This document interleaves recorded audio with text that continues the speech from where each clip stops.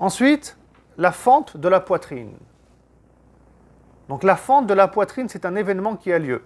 Quand le prophète Mohammed sallallahu alayhi wa sallam n'est qu'un enfant, il a environ 5 ans, et cet événement, il a lieu quand le prophète sallallahu alayhi wa sallam se trouve chez les Bani Sa'd, une tribu non loin de la Mecque. Et les Arabes de la Mecque, à l'époque, ils avaient l'habitude d'envoyer les nouveau-nés chez les Bani Sa'd, qui s'occupaient d'eux, pour les protéger de la variole, une maladie qu'il y avait à la Mecque, mais aussi pour qu'ils deviennent éloquents et pour qu'ils aient un corps robuste, car la vie dans le désert, elle est bien plus difficile que la vie en ville, c'est-à-dire à la Mecque. Et donc le prophète sallallahu alayhi wa sallam, étant enfant, va rester plusieurs années chez les Bani Sa'd, et celle qui lui donnera son sein, c'est Halima, qui est très célèbre et très connue. Et puis à un moment donné, donc il a environ 5 ans, le prophète sallallahu alayhi wa sallam,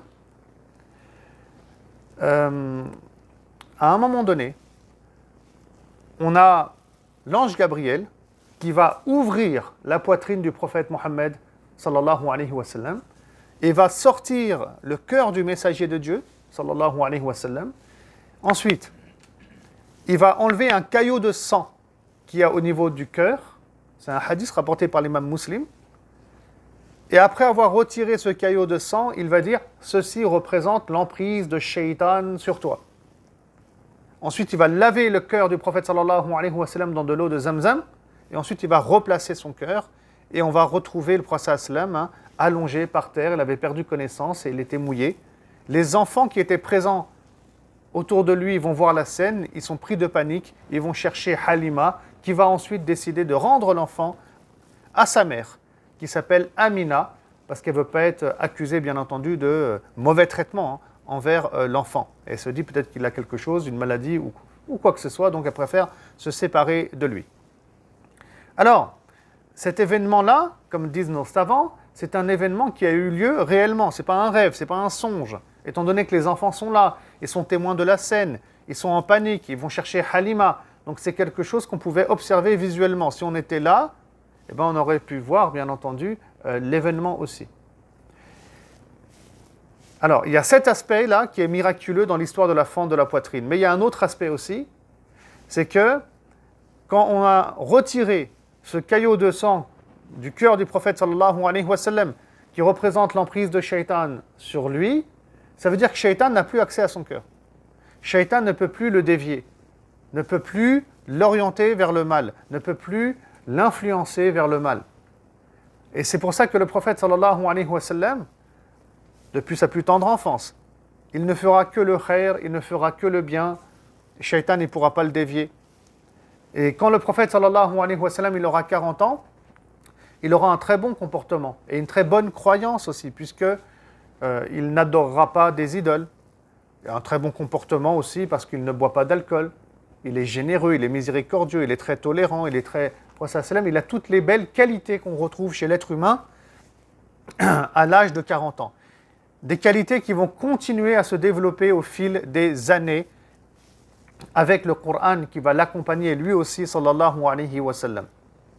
Et donc, dans l'histoire de la fente de la poitrine, il y a cet aspect-là aussi à prendre en compte. C'est que le prophète sallam, son cœur, il est illuminé, son cœur, il est nettoyé, on a retiré ce caillot de sang, et il va avoir un comportement parfait. Et je rappelle ici que le prophète sallallahu alayhi wa sallam est un modèle à suivre, parce que c'est ça l'objectif aussi. Il est un modèle à suivre, le prophète sallallahu alayhi wa sallam. On ne peut pas prendre comme modèle quelqu'un qui est imparfait, qui fait des erreurs, qui a un avis puis qui va changer d'avis, ou qui a des casseroles, etc. Et donc, l'unique modèle du croyant, c'est le prophète Mohammed sallallahu alayhi wa sallam, parce qu'il y a eu une purification de son cœur et parce qu'on a enlevé ce caillot de sang.